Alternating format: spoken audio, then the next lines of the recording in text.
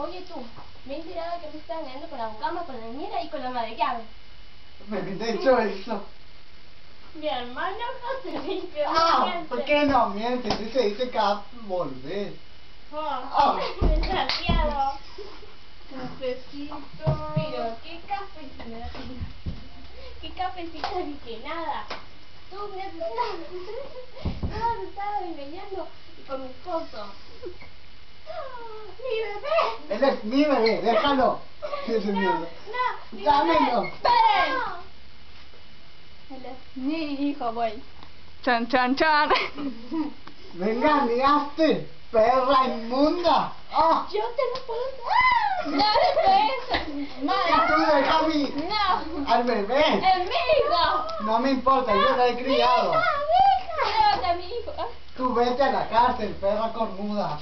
¡No! ¡También es cornuda! Tú.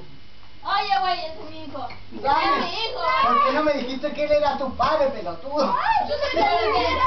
¡Yo soy la niñera! ¡Que está despedida! Tú no puedes despedirla. ¿Así? Sí. Ya verás cómo lo hago. ¿Cómo?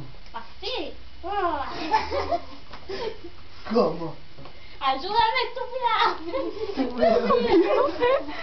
Es travesti. Tú no te la llevas. No, te crees. Vete con esto. Es nuestro hijo. No. Tú no lo has criado. Has sido una mala madre. Yo estaba... ¿Qué? Ah.